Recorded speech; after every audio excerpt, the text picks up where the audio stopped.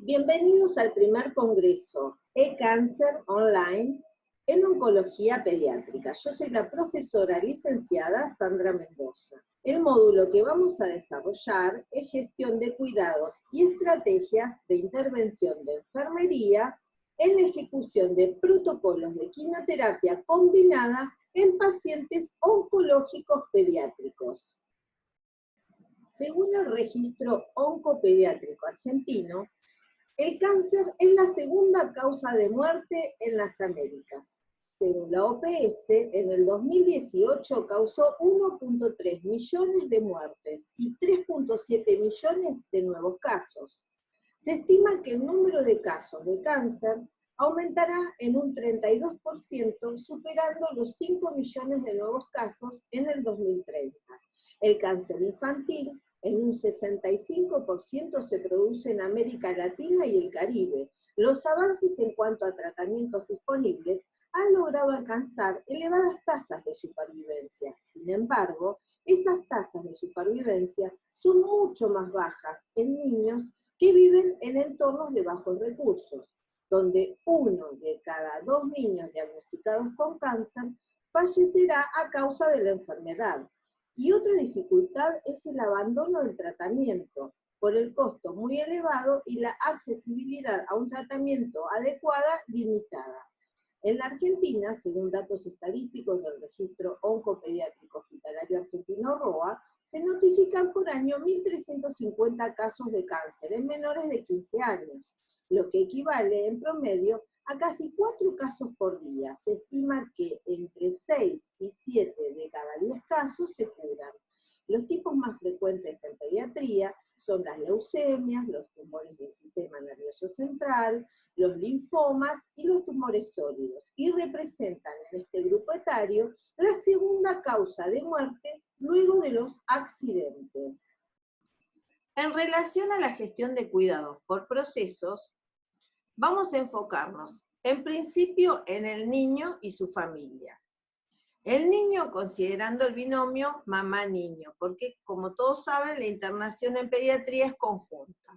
El gestor asume el rol de una enfermera o enfermero, como facilitador de los procesos, tomando en cuenta un modelo de gestión participativo, con una comunicación horizontal, dirigida a todo el equipo de salud. El gestor va a manejarse en su rol con responsabilidad ética y enfocando toda su atención a la obtención de metas en torno a los cuidados de calidad. Todos los procesos deben ser revisados y en función de la eficacia, eficiencia, productividad, para lograr la organización al menor costo, es decir, optimizando los recursos, tanto en las actividades como en los procedimientos de enfermería. Enfocándonos en todas las competencias que implica el quehacer enfermero, científicas, técnicas y humanas, para proporcionar un cuidado humanizado, profesional y estandarizado, que pueda brindar a nuestros pacientes prácticas seguras en un entorno de capacitación continua, basándonos en normas para la práctica, normas para la educación, y a la vez controlando las aptitudes de todo el recurso humano. Todo esto en un proceso de mejora constante enfocado en la calidad total, donde al finalizar el mismo nos reformulamos los objetivos del proceso de atención de enfermería en esta evaluación siempre enfocada a la mejora en la calidad de atención. Y el ciclo vuelve a iniciar. Cuando hablamos de protocolos, nos referimos a documentos que nos permiten establecer una normativa para la práctica. Hablamos de un plan de intervención individualizado de enfermería, con cuidados estandarizados que nos permiten garantizar la calidad. Los protocolos de quimioterapia incluyen la asociación de quimioterápicos con diferentes mecanismos de acción para obtener mejor respuesta tumoral. La quimioterapia combinada tiene por objetivo obtener respuestas clínicas duraderas. Estos protocolos llegan a nuestros niños luego del resultado de la investigación clínica. Los estudios y ensayos clínicos son realizados por los distintos grupos cooperativos multidisciplinarios, con los mejores conocimientos de farmacocinética, farmacogenética y la investigación de nuevos agentes terapéuticos. El plan de cuidados estandarizados tiene por objetivo lograr por consenso protocolizar las intervenciones de enfermería basadas en la evidencia científica, con un pensamiento homogéneo frente a las necesidades de cuidados que presentan grupos de pacientes con un mismo diagnóstico médico y tratamiento oncológico pediátrico. Guiar a los profesionales de enfermería en la construcción de los planes de cuidados integrales utilizando la taxonomía internacional y aplicando la metodología del proceso de atención de enfermería para estandarizar la práctica.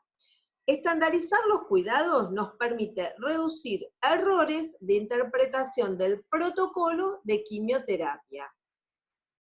Como recomendación previa a la administración de quimioterapia, es importante conocer la finalidad, es decir, responder a la pregunta ¿para qué se administrará?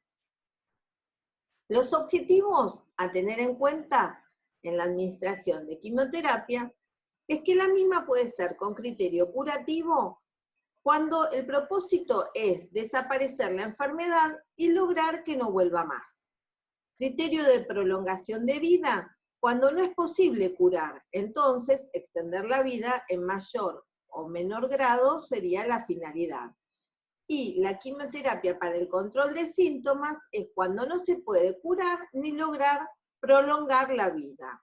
En cuanto a los tratamientos antitumorales, podemos encontrar los locales, sistémicos o paliativos. Hablamos de un tratamiento antitumoral local cuando nos referimos a cirugía o radioterapia. Sistémico cuando hablamos de quimioterapia, hormonoterapia, terapias blanco. Paliativo, estrictamente cuando nos referimos al control de síntomas. En relación a los tratamientos sistémicos, adyuvancia son todos los tratamientos posoperatorios destinados a eliminar la enfermedad micrometastásica para aumentar las posibilidades de cura. Neoadyuvancia se administra antes de la cirugía o radioterapia. Esta quimioterapia tiene como objetivo reducir el tumor local y facilitar la resección quirúrgica. Establecer los objetivos con todo el equipo de salud nos permite ajustar las expectativas y proveer el cuidado más adecuado para el niño. La quimioterapia combinada es un tratamiento constituido por uno o más agentes citotóxicos con efecto antineoplásico que se administran de forma simultánea o en secuencia para lograr mejor respuesta terapéutica dentro de un rango de toxicidad tolerado por el niño. Los agentes quimioterapéuticos, según su mecanismo de acción, se clasifican en alquilantes cuando se pegan al ADN, inhibiendo su replicación. Ejemplo, ciclofosfamida, cisplatino, clorambucilo, melfalán, etc. Antimetabolitos cuando impiden la síntesis de ADN y ARN. Ejemplo, los antifolatos como el metotrexate o el pemetrexed. O, por ejemplo, la capecitabina. Agentes antitubulares alteran la función tubular, ya sea inhibiendo su polimerización o su despolimerización. Ejemplo, alcaloides de la vinca, vincristina, vinblastina, vinorelbina, los taxanos como el paclitaxel y el docetaxel, etc. Inhibidores de la topoisomerasa inhiben la transcripción del ADN. Ejemplo de este grupo son para la topoisomerasa 1 irinotecan y topotecan, y para la topoisomerasa 2, las antraciclinas, el etopósido y el tenipósido. Antibióticos antitumorales se comportan también como antibióticos y ejercen su efecto antitumoral a través de la generación de radicales libres. Ejemplo, la mitomicina, la bleomicina y las antraciclinas. En la presente tabla podemos encontrar la clasificación de antineoplásicos según la posibilidad de daño local después de su extravasación. Entonces, en la primera columna encontramos las drogas vesicantes que tienen mayor potencial de causar daño tisular. En la columna central, las drogas que se encuentran allí son las drogas irritantes. Y en la última columna están las drogas no vesicantes, con menor potencial vesicante. Donde ustedes ven el asterisco, por ejemplo, en la vendamustina, en la mitosantrona y en el oxaliplatino, son drogas que se han hallado reportes de casos que describen propiedades tanto irritantes como vesicantes, ¿sí? Ahora me gustaría que hagamos foco en la doxorubicina, el cisplatino, la ifosfamida y el metotrexato, que son las drogas pilares del tratamiento del osteosarcoma. Y tratemos de ubicarlas dentro de la clasificación que les presenté. De esta manera podemos encontrar que la doxorubicina es una droga vesicante, que el cisplatino y la ifosfamida son irritantes, y el metotrexato es una droga no vesicante. Esto es importante cuando nosotros debemos de planificar los cuidados de enfermería dentro de un proceso de atención de calidad para tener en cuenta el potencial vesicante de cada droga y los cuidados específicos que debemos tener previo a la administración de la misma. Los fármacos antineoplásicos son considerados drogas peligrosas por su carcinogenicidad, por su teratogenicidad u otra toxicidad del desarrollo, por su toxicidad reproductiva, por su toxicidad en órganos en dosis bajas y porque ocasionan genotoxicidad. Estos antineoplásicos, que son fármacos con alto poder citotóxico, mutagénico, teratogénico y carcinogénico, tienen alto riesgo de producir daño en el personal de enfermería por exposición ocupacional relacionada con el número y frecuencia en la preparación y administración de quimioterapia, por sus efectos sistémicos, ejemplo cuando se administran bajas dosis de quimioterapia por tiempo prolongado. Pueden también provocar toxicidad en órganos vitales con síntomas agudos como náuseas, cefaleas, mareos, irritación de la piel, en ojos y garganta.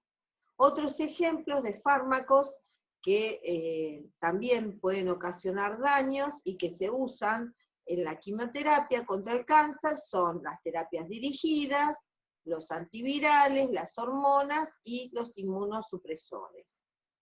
Es importante tener en cuenta cuáles son las vías de exposición por este riesgo que dijimos que generan en el operador.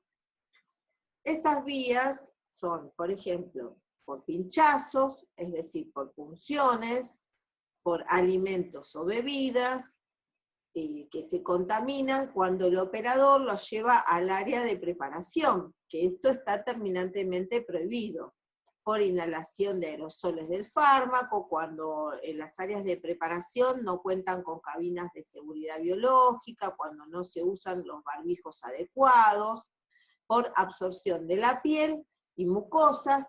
También es importante tener en cuenta la integridad de la piel y de las mucosas del operador, y tampoco se puede fumar ni llevar cigarrillos en los bolsillos porque los mismos se contaminan y generan estos riesgos que mencionamos. es importante tener en cuenta desde el punto de vista de la gestión operativa, que es un proceso. Nosotros hablamos de la administración de fármacos citotóxicos y estamos englobando todo esto en un proceso que abarca la recepción de la quimioterapia, la preparación, el transporte, la administración, la eliminación y la limpieza, donde el recurso humano de enfermería se encuentra altamente expuesto, y siempre dependiendo en qué etapa del proceso nos encontremos.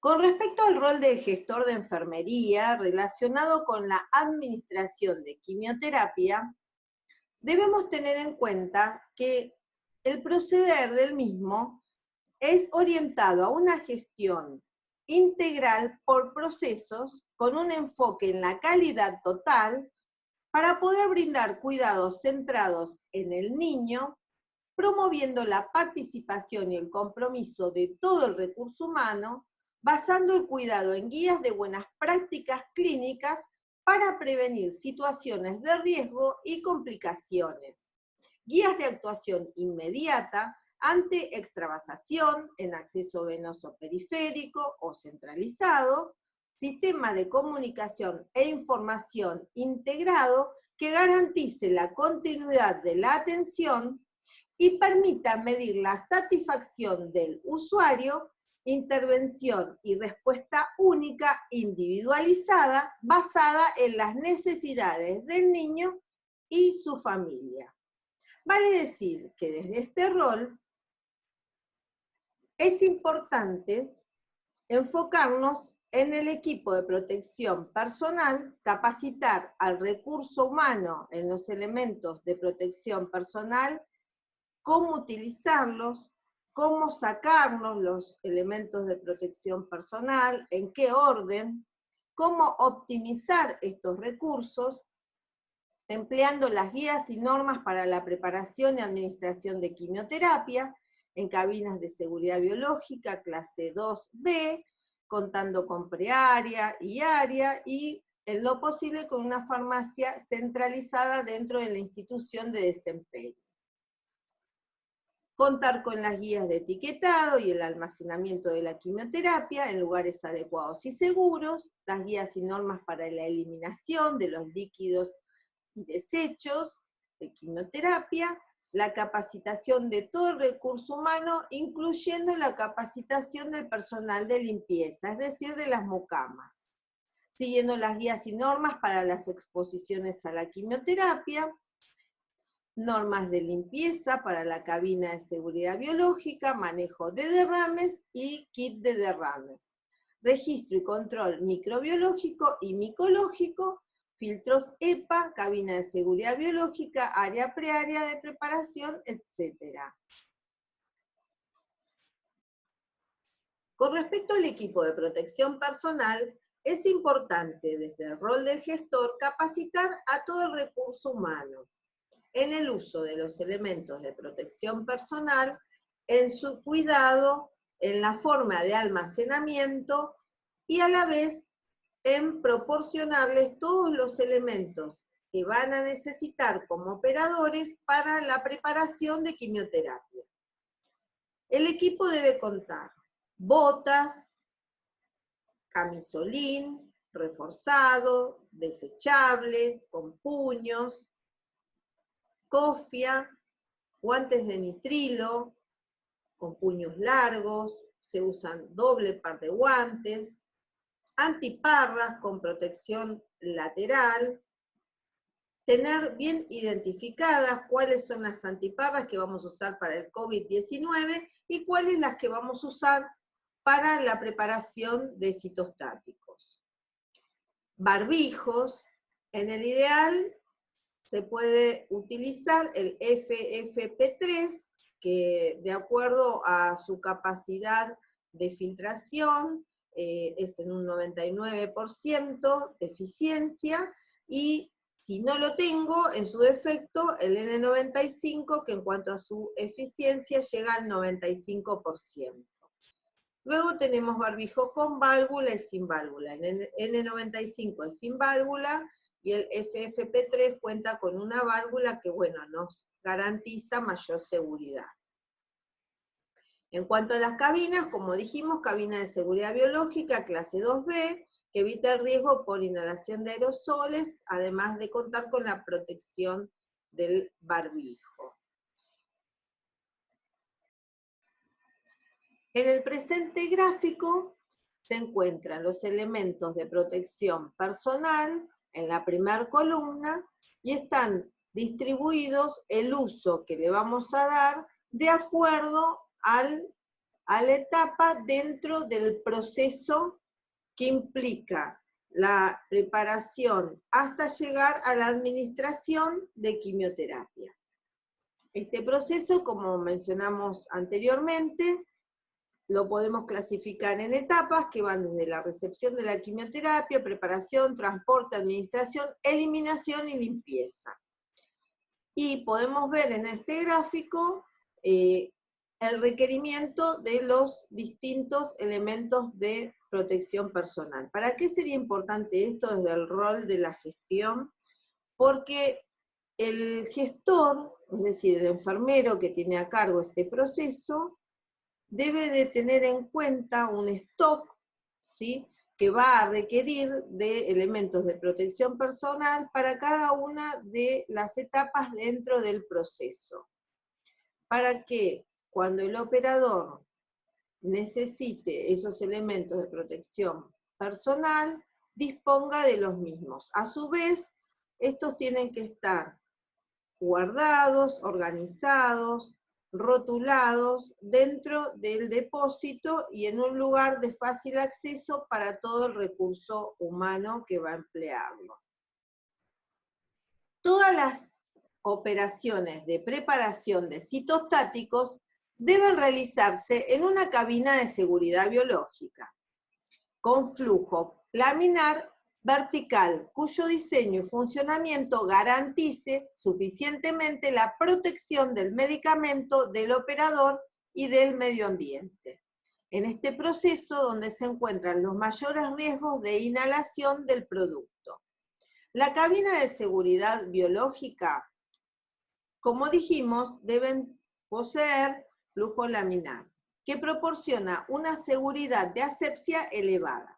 Se recomienda utilizar una cabina de seguridad biológica de flujo laminar vertical clase 2B, como ya hemos dicho. Su ubicación debe estar en un ambiente controlado. Esto es fundamental, ya que debido a la baja velocidad de impulsión del aire, que la misma posee, la posibilidad de ingreso de aire ambiental a la superficie directa de trabajo es muy alta, con lo cual aumenta el riesgo de contaminación del producto. Las corrientes de aire provenientes de movimientos bruscos o aperturas de puerta también deben ser evitadas y minimizadas. La cabina de seguridad biológica clase 2 tipo B requiere ser conectada al sistema de extracción del edificio o de la institución donde se encuentra. Este tipo de cabina de seguridad biológica extrae la totalidad de aire, no existe recirculación de aire. Si bien es altamente recomendado que la cabina de seguridad biológica permanezca encendida los 365 días del año, en general, ante esta imposibilidad, la misma se pondrá en marcha por lo menos 30 minutos antes de comenzar a trabajar. La cabina de seguridad biológica posee una barrera frontal de aire que protege al operador del producto potencialmente peligroso. Por ello es importante y se debe minimizar los movimientos de brazo dentro de la cabina de seguridad biológica para no interrumpir dicha barrera de aire. Para su limpieza debe utilizarse agua destilada estéril y detergente no iónico, procediendo a la desinfección con alcohol al 70%, preferentemente estéril, al finalizar la jornada de trabajo. Al comenzar a usar la cabina de seguridad biológica, solo se procederá a la desinfección. El aislamiento de protección, también llamado aislamiento protector, está dirigido a pacientes inmunosuprimidos con patologías como leucopenias, leucemias, o pacientes que reciben altas dosis de medicación inmunosupresora tumoral, pacientes trasplantados, entre otros. La tarea de enfermería es fundamental para el cumplimiento del aislamiento del niño en esta condición, así como para la información de normas a seguir en cuanto a la alimentación, las visitas y el acceso de las mismas a la habitación, el ingreso de insumos. Con este régimen terapéutico, ¿qué objetivo nos proponemos? Reducir la estancia hospitalaria del paciente, restableciendo lo antes posible la independencia de la que carece durante este proceso. Las salas donde se encuentra el paciente inmunosuprimido en aislamiento de protección son salas que tienen presión positiva, cuentan con filtros EPA, que son de alta eficiencia, y estos filtros tienen mayor capacidad de atrapamiento de partículas, como hemos dicho, de 0,3 micras. También cuenta con un sistema de presión y de temperatura que se controla una vez por turno y que los registros quedan en la unidad y este acto lo realiza enfermería. Las habitaciones son individuales, donde las ventanas y las puertas están selladas y cerradas. El aire que está dentro de la habitación sale desde la habitación hacia el pasillo, hacia el exterior, en cascada. Este tipo de habitaciones con aislamiento protector están contraindicadas para pacientes con COVID-19, con varicela o tuberculosis. Dentro del aislamiento de protección existen recomendaciones fundamentales, como por ejemplo el lavado de manos, los 5 momentos según la OMS, antes del contacto con el paciente, antes de realizar tarea séptica, después del riesgo de exposición a líquidos corporales, después del contacto con el paciente, después del contacto con el entorno del paciente. El entorno del paciente, las manos del operador, las manos de todo el personal de salud, las manos e higiene diaria del cuidador principal, los cuidados que debemos de tener con los alimentos que ingieren.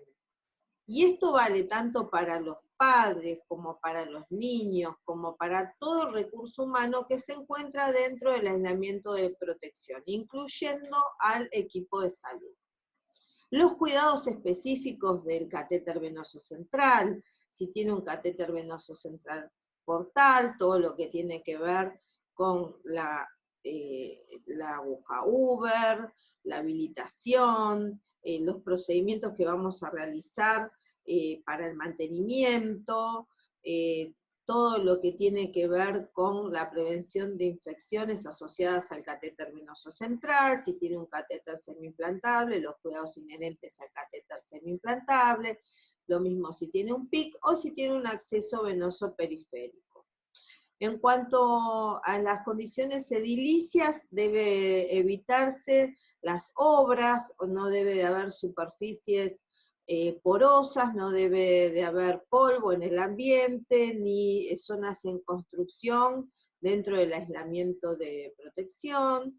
Las bachas o lavabos tienen que ser con superficies no porosas, si se tiene o se puede contar con un lavabo a pedales, y si no, en el mejor de los casos, con un lavabo que tenga sensores donde se evite el contacto con las perillas. Asimismo hay que tener mucha limpieza con todos los picaportes, que son parte de las superficies altamente tocadas.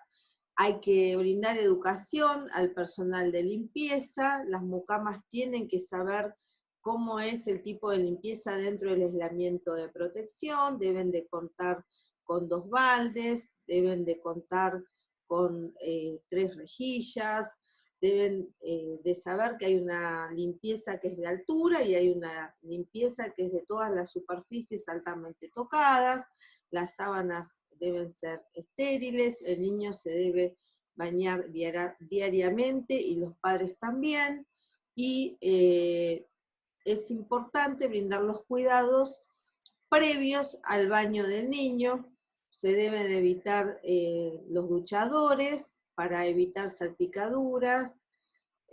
Hay cuidados que tienen que ver con el jabón. Se prefiere un jabón neutro que se puede cortar en trocitos pequeños y se utiliza un trocito y el resto se descarta.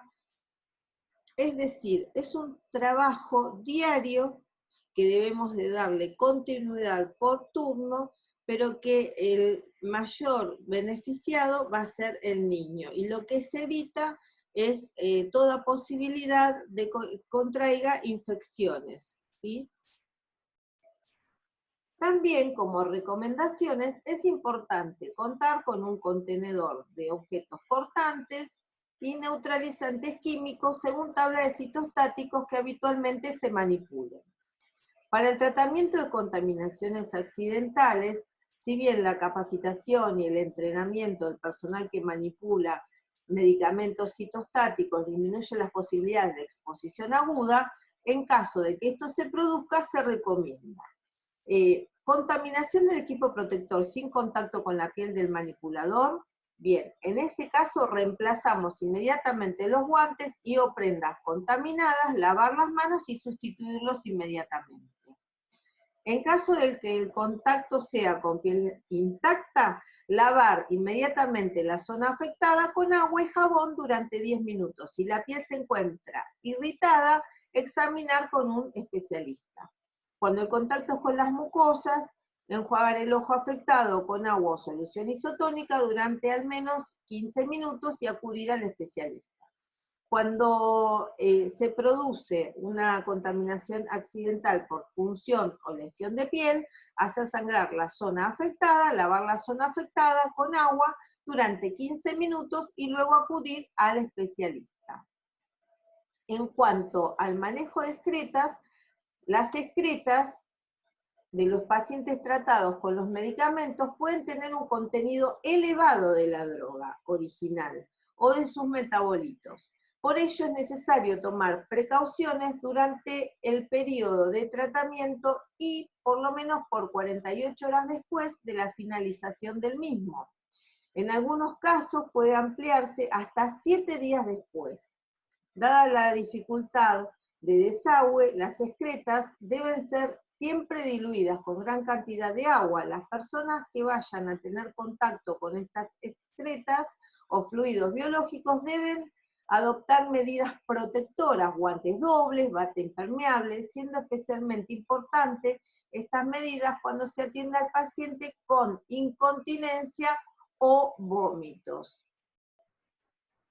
En cuanto a los objetivos e intervenciones de enfermería relacionados con la administración de quimioterapia seleccionados para el desarrollo de este módulo, son evitar riesgos biológicos, químicos, para garantizar la seguridad y la salud del niño o adolescente, el cuidador, operador y el medio ambiente.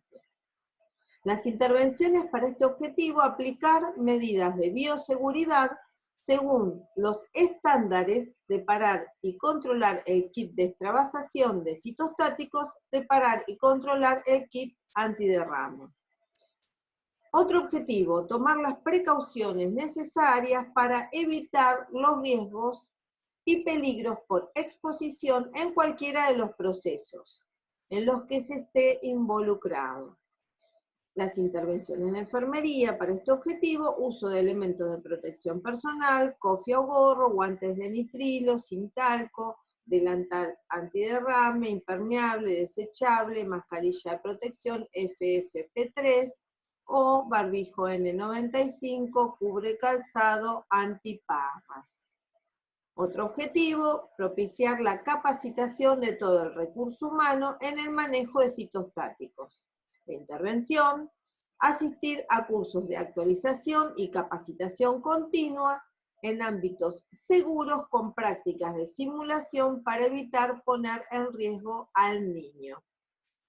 Otro objetivo, abordaje integral de enfermería, y las intervenciones es abordar al niño como un ser multidimensional.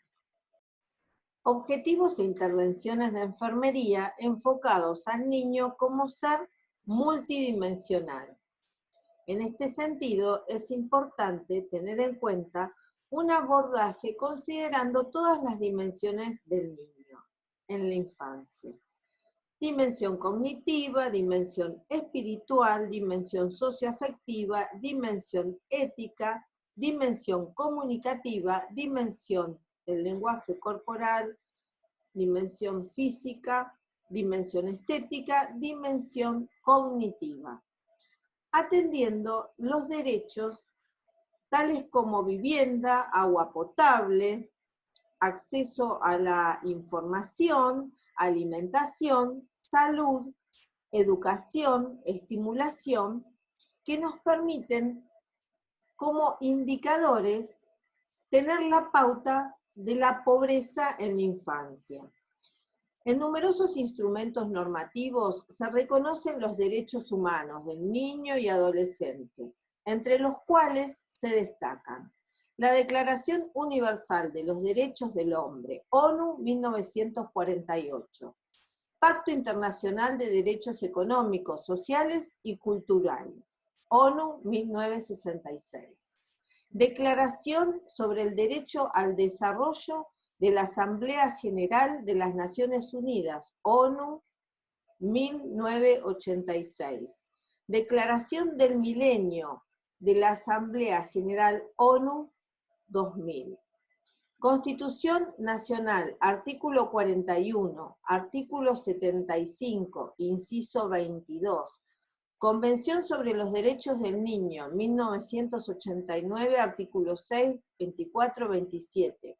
Convención Interamericana de Derechos Humanos, artículos 4, 19, 27. Ley 26.061 de protección integral de los derechos de las niñas, niños y adolescentes, artículos 14, 21 y 26. Podemos administrar los mejores tratamientos a los niños y también podemos contemplar el vínculo que existe con sus familias, pero si no tenemos en cuenta el contexto en el que está inmersa esa familia, si no tenemos en cuenta si están en situación de pobreza, muy poco podremos hacer con respecto de la sobrevida libre de enfermedad, porque esos niños no van a tener las mismas posibilidades que los niños que están en mejor situación económica, social, cultural, y de eso también se tiene que ocupar el Estado. Para la valoración integral de enfermería, nos basamos en el modelo de necesidades básicas de Virginia Henderson. Para la necesidad 1, respiración, nos hacemos la pregunta, ¿qué valoramos? La dificultad para respirar, si hay presencia de tos inefectiva o no productiva, presencia de edemas, deterioro de la circulación en miembros inferiores, si tiene depresión de los reflejos de náuseas y tos, etc. Para la necesidad 2, alimentación, hidratación, lo que valoramos es la alimentación, la nutrición, si necesita ayuda para alimentarse, cuál es el total de los consumos diarios, el total de alimentos que come en un día, si tiene apetito, si presenta náuseas o vómitos, entre otras.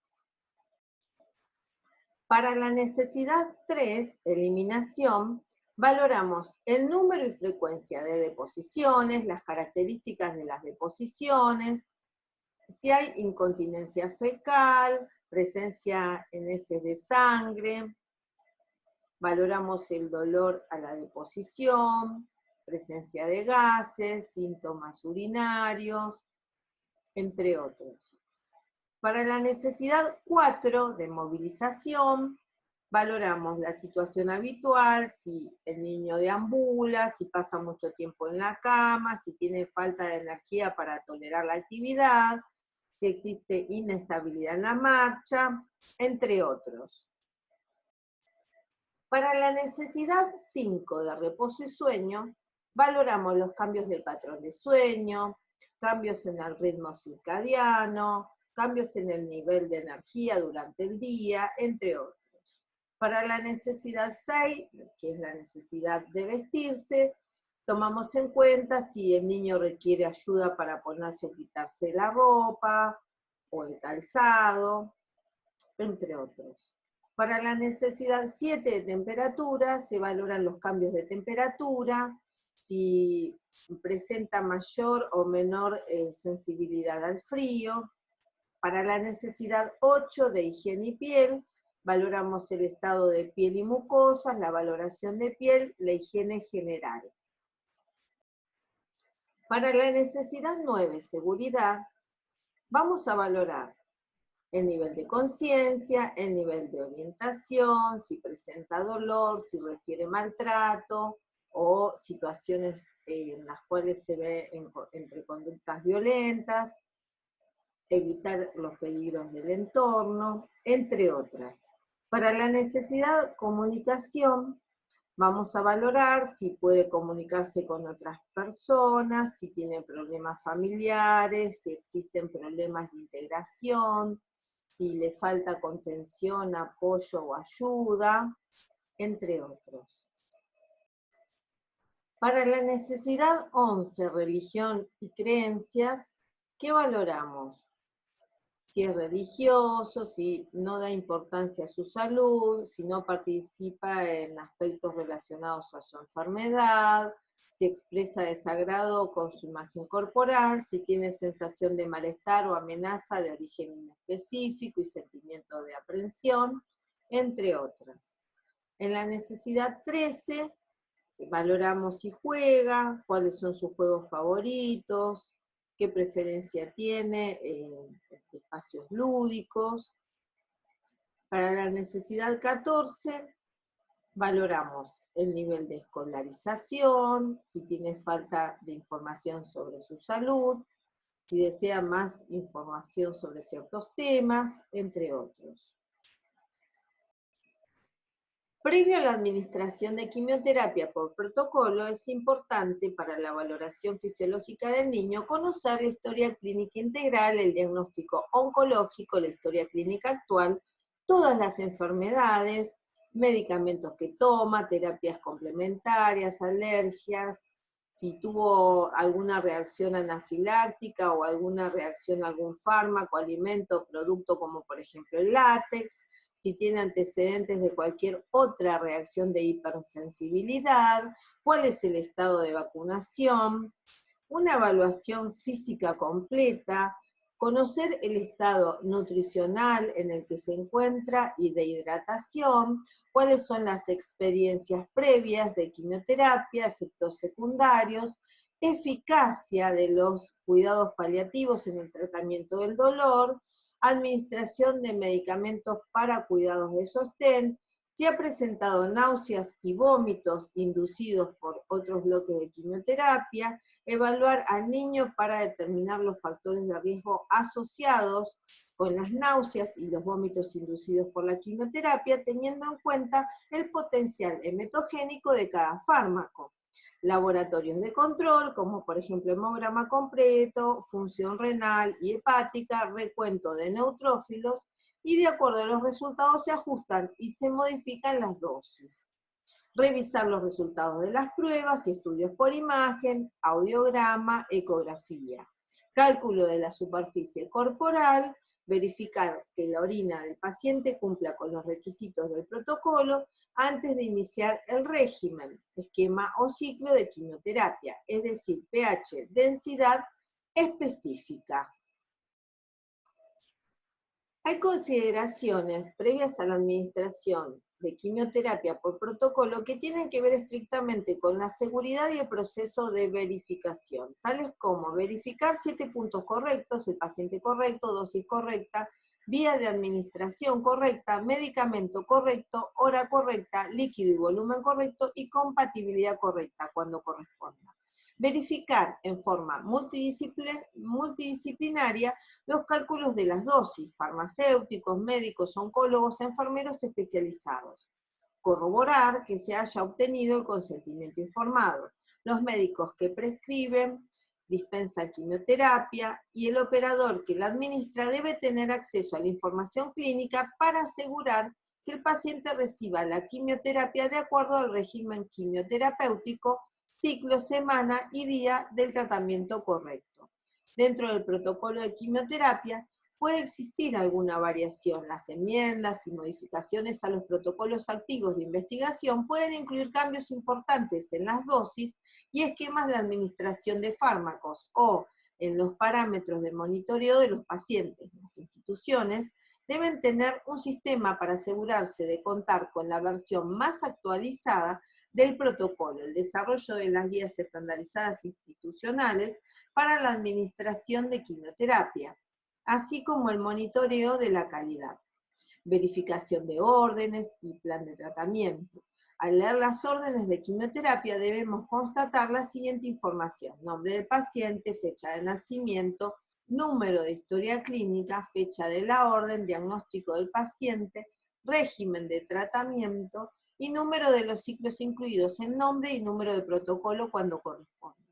Criterio de inicio basado en el tratamiento de información específica del paciente, estatura expresada en centímetros, peso registrado en kilogramos, área de superficie corporal, dosis escrita claramente en unidades métricas de peso, miligramos o gramos. En cuanto a la seguridad y proceso de verificación, es importante conocer la lista de todos los agentes quimioterápicos del régimen y parámetros de las dosis, en miligramos y en metros cuadrados. Verificar la dilución, volumen, velocidad de infusión, vía y hora de inicio, número de dosis que se va a administrar, cantidad total del fármaco administrada por ciclo, dosis acumulativas cuando corresponda, medicamentos paliativos para el dolor y para el control de síntomas según las necesidades del paciente, evaluar el protocolo para conocer si hubo retrasos del tratamiento, alteraciones de la dosis, cirugía o radioterapia, que tal vez puedan alterar el tratamiento planificado, aclarar todas las discrepancias, verificar que las órdenes de quimioterapia coincidan con el plan, ciclo, semana y día del tratamiento actual. El personal de enfermería debe poder comprender el protocolo claramente y las características de la quimioterapia a administrar, según su clasificación, mecanismo de acción, efectos adversos y compatibilidades. El operador debe conocer que algunos agentes, como por ejemplo la vincristina, se administran teniendo en cuenta sus dosis únicas máximas. Otros agentes requieren que se reduzcan sus dosis cuando reciben quimioterapia, como la dactinomicina y la doxorubicina, en caso de toxicidad de terapias previas y disfunción de órganos. Es importante conocer todas las vías de administración disponibles para seleccionar la más adecuada y los cuidados específicos de cada una de ellas. Para la preparación se recomienda farmacia centralizada, contar con los elementos de protección personal, cabina de seguridad biológica clase 2B, equipo de desecho de quimioterapia, kit para derrames, tener en cuenta las recomendaciones de la Administración de Seguridad y Salud Ocupacional de Estados Unidos, OSHA, y las políticas y normas institucionales, implementar un sistema de doble verificación y constatar que se cumplan todos los procesos.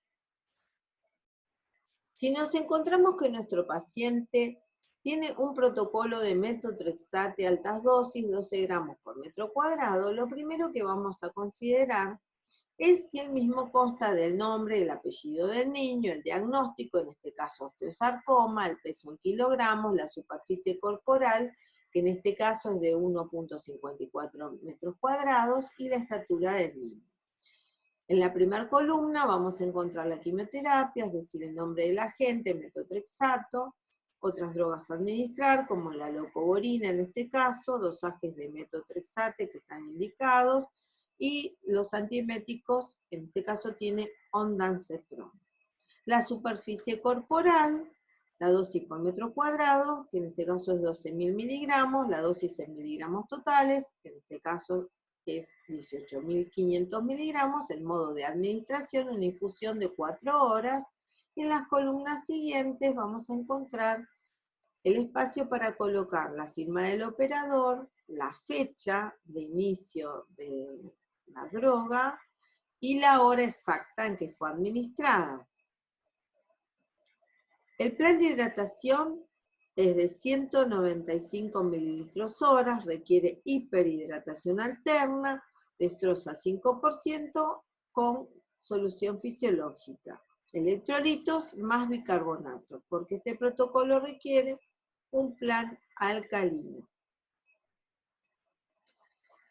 Para la lectura y la interpretación de enfermería de este protocolo, es importante, como decíamos, saber con qué agente estamos trabajando, cuál va a ser el que vamos a administrar, qué tipo de droga según su mecanismo de acción. En este caso es un antimetabolito que impide la síntesis de ADN y ARN. Tener en cuenta que desde su presentación podemos encontrar un frasco ampolla que contenga 50 miligramos en 2 mililitros o bien 500 miligramos en 5 mililitros, y esto puede dar lugar a un error letal totalmente prevenible si se aplican los 7 correctos. La dosis a administrar, dijimos que es de 18.500 miligramos, la superficie corporal 1.54 metros cuadrados, haciendo un cálculo pequeño, nos damos cuenta si la dosis coincide con el cálculo que tenemos para corroborarlo. Multiplicamos la superficie corporal 1.54 por 12 y nos da 18,48 gramos, que equivalen a 18.480 miligramos, redondeando, nos da 18.500 miligramos, que es la dosis total que tenemos que administrar en 4 horas. Corroborar que esté el esquema antiemético, en este caso lo está, es el ondansetron endovenoso cada 8 horas, que bueno, de acuerdo a la valoración que hagamos, si presenta vómitos o náuseas, pueden los mismos ser anticipatorios o inmediatos, haber recibido la quimioterapia. Vamos a ver si ese esquema requiere ser ampliado. Previa a la quimioterapia, debemos pasar bicarbonato de sodio y una corrección de 1.5 mililitros por kilogramos en 30 minutos, diluido en 100 mililitros de dextrosa al 5%, y en caso también puede administrarse de no llegar al pH mayor a 7. Durante la corrección se suspende la hiperhidratación. Esta hiperhidratación que dijimos que es a 195 mililitros horas de acuerdo a nuestro paciente, con un plan alcalino alterno, dextrosa 5% y solución fisiológica. El cálculo de las hiperhidrataciones se hace a un volumen de 3.000 mililitros en 24 horas. El control de pH urinario en cada micción debe comenzar cuando el pH urinario sea igual o mayor a 7. Ese es el momento de inicio de la quimioterapia. La fecha y hora de administración del metotrexate, ya dijimos que es 28 del 8, 11:30 para este caso, el tiempo de infusión 4 horas, los rescates de leucovorina endovenoso 15 miligramos cada 6 horas, y puede suceder que de acuerdo a los dosajes haya que aumentarle la leucovorina o prolongarla en el tiempo. Eso lo va a indicar el médico oncólogo tratante. Los dosajes de leucovorina, como dijimos, correspondientes a la hora 24, 48 y 72 de inicio del metotrexate. En este caso, como inició el 28 del 8, los rescates van a realizarse para la hora 24 el 29 del 8, para la hora 48 el 30 del 8 y para la hora 72 el 31 del 8, a las 11:30 respectivamente. Hay que tratar de ser exactos siempre en la hora de administración de la medicación. Hiperhidrata y alcaliniza hasta que los dosajes de metotrexate sean iguales o inferiores a 0,2 luego de las 72 horas. Durante la infusión de metotrexato se suspende la hiperhidratación. Requiere este protocolo balance estricto de ingreso y egresos, control de ritmo diurético, control de peso cada 12 horas y a demanda. En caso de caída de pH urinario a valores menores a 7, se debe aumentar el aporte de bicarbonato o de cloruros. Aquí tenemos un ejemplo de cómo poder medir la gravedad, es decir, la densidad específica de la orina con un refractómetro.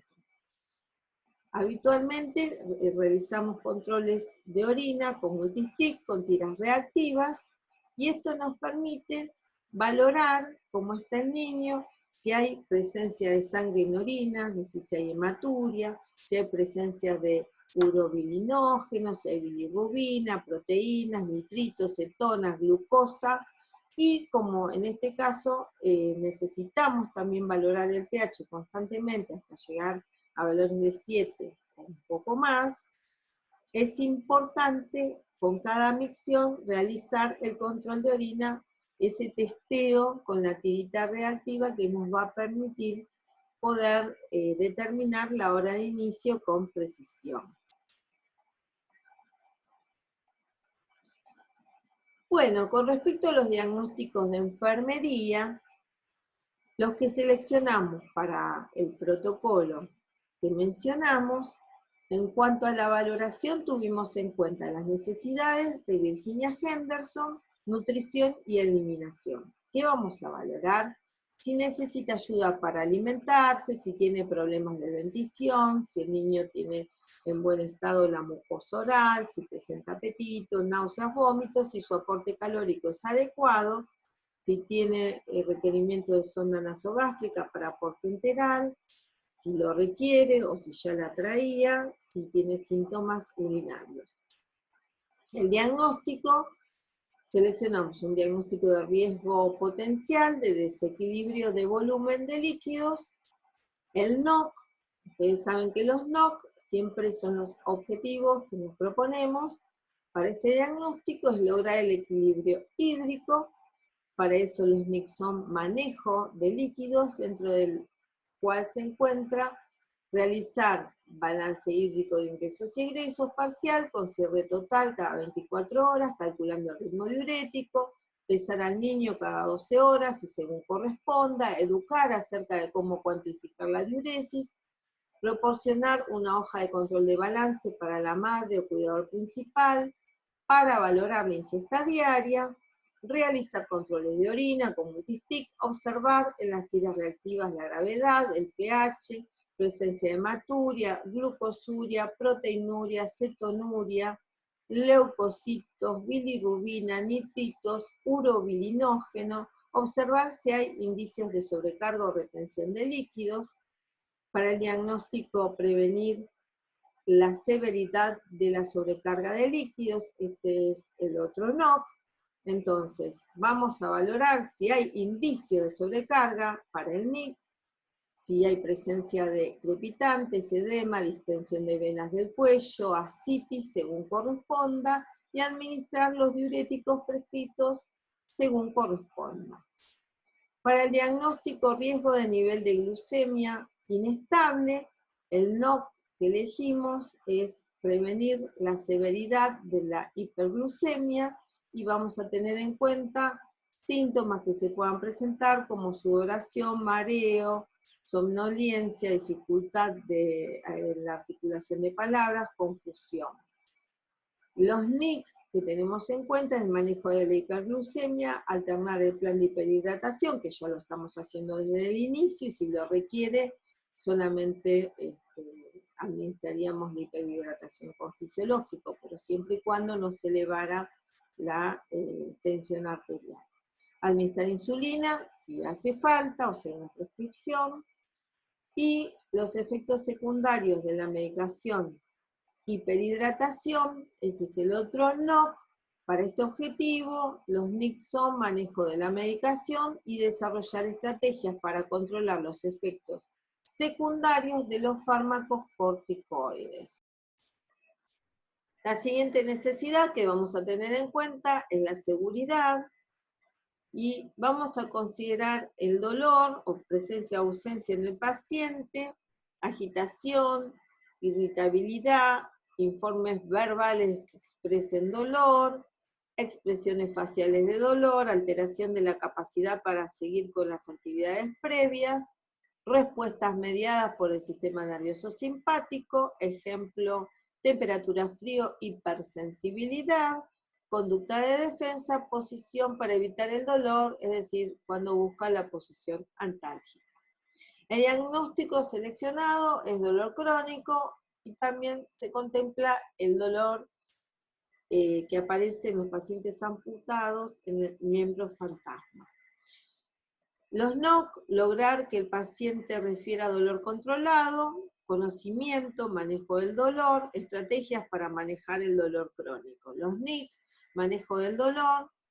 Dentro del manejo del dolor, los NIC son realizar una valoración exhaustiva del dolor que incluya localización, características, frecuencia, calidad, intensidad, gravedad del dolor, factores desencadenantes, observar claves no verbales de molestias, especialmente en pacientes que no pueden comunicarse eficazmente, aplicar las escalas del dolor, determinar el impacto de las experiencias del dolor sobre la calidad de vida, sueño, apetito, actividad, función cognitiva, estado de ánimo, relaciones.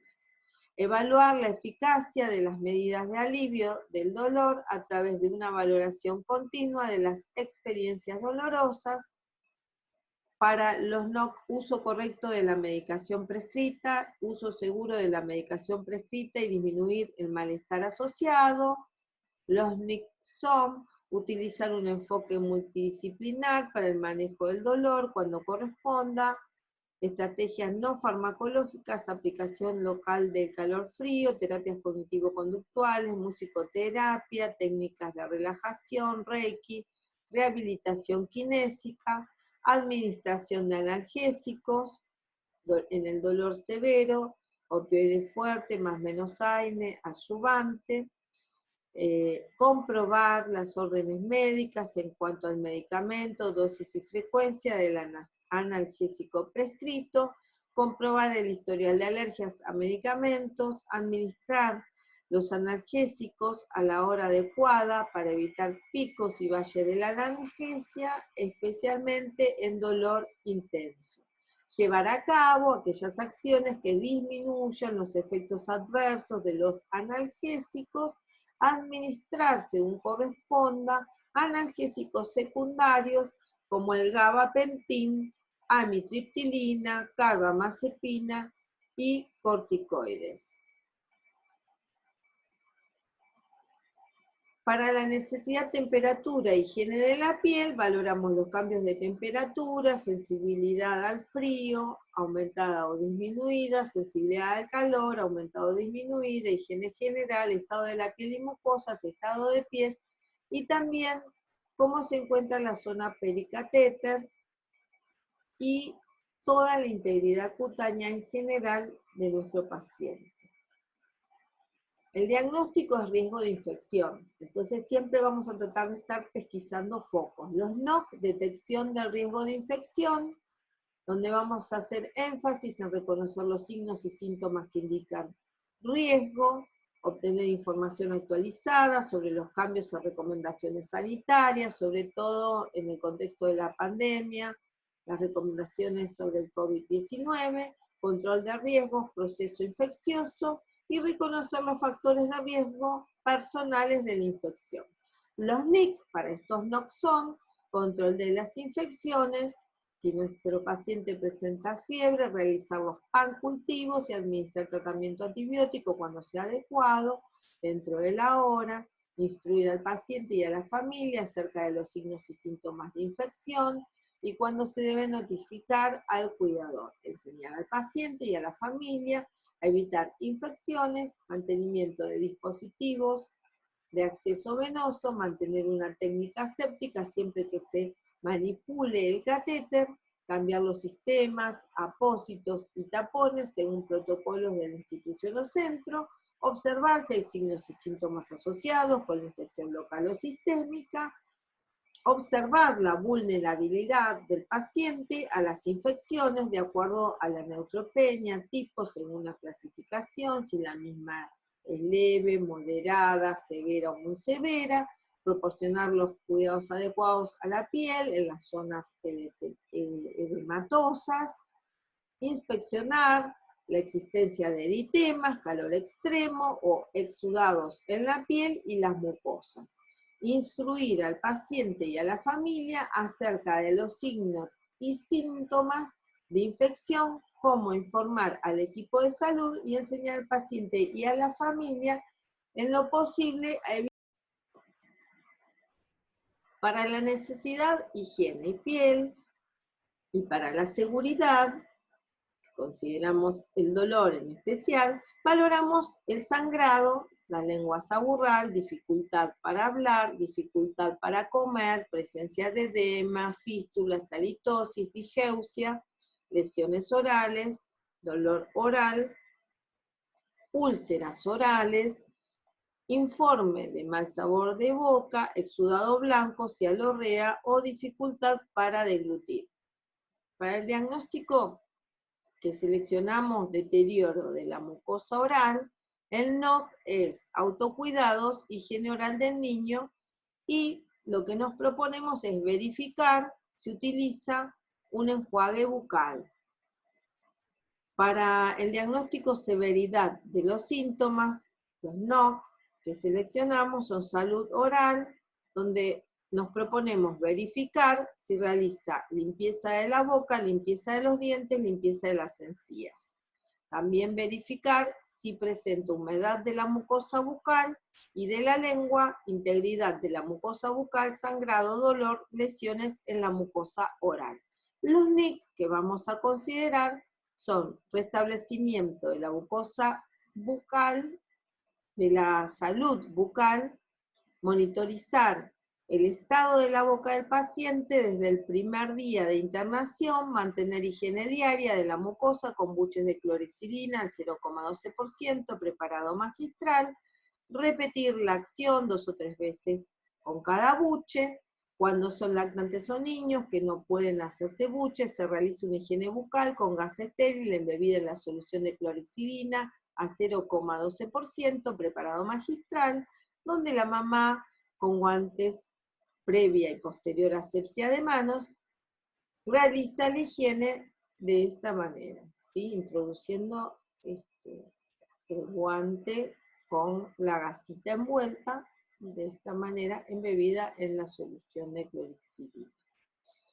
Es importante controlar los cambios del gusto, la deglución, la calidad de la voz y la comodidad de la ingesta, determinar la frecuencia necesaria para el cuidado bucal, enseñar y ayudar al paciente a crear buenos hábitos de higiene bucal, realizando los buches antes y después de cada comida, enseñar cómo realizar los buches, alternar con enjuagues frecuentes de la boca para disminuir el dolor con gel de polisiloxano, explicar que este gel de polisiloxano sí lo puede tragar, ayudar al paciente a seleccionar alimentos suaves, no muy calientes, blandos, no ácidos, no salados, no picantes, no comprar nada fuera del hospital y menos en el contexto de la pandemia, enjuagues con buches anestésicos, explicar que estos buches no se pueden tragar y a su vez que estén correctamente identificados para evitar errores en su administración.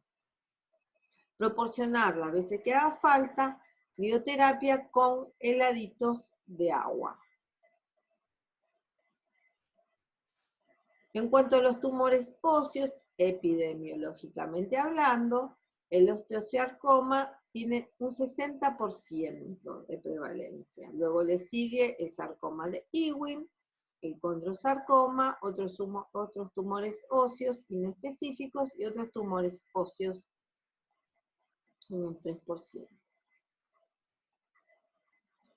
El osteosarcoma, en cuanto a sus manifestaciones clínicas, lo que vamos a encontrar es el dolor, tumoración, impotencia funcional o lesión o fractura del hueso sin motivo claro.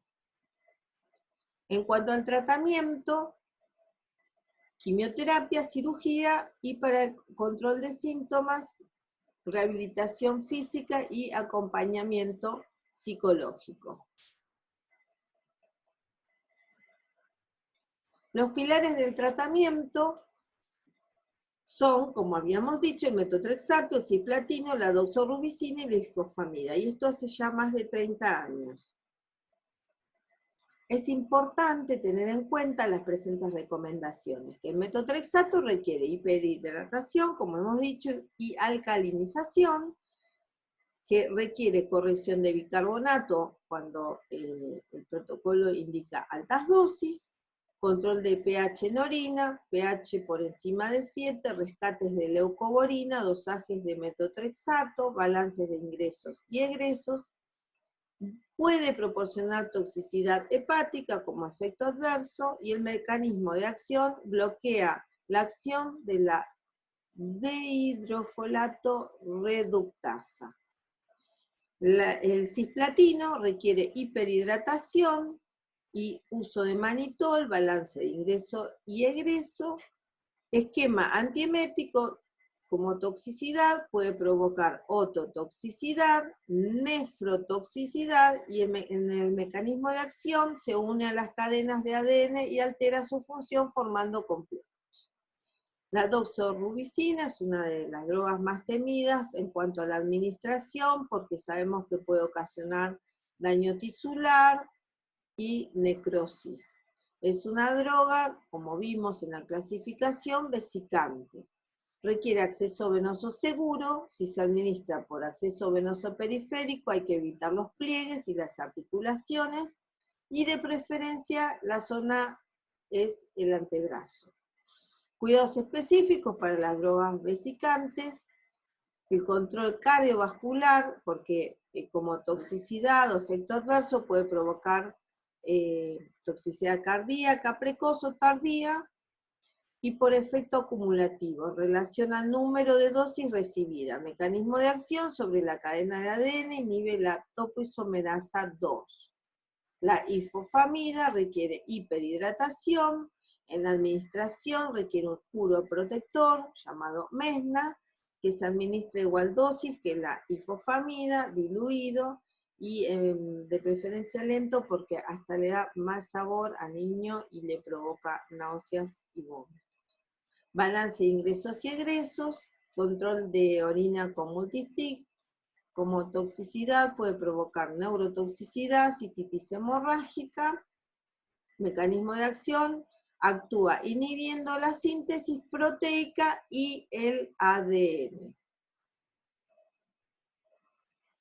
El osteosarcoma en la mayoría de los centros, los niños que tienen osteosarcoma localizado reciben quimioterapia neoadyuvante para permitir la cirugía. El régimen estándar consiste en altas dosis de metotrexato, doxorubicina y cisplatina durante 10 semanas, antes de la cirugía y durante un periodo adicional, 19 semanas después de la operación, un total de 29 semanas. No hay evidencia de que los respondedores histológicos deficientes, es decir, menos del 90% de necrosis, se beneficien con el cambio e intensificación de su régimen de quimioterapia adyuvante con ifosfamida y etoposide.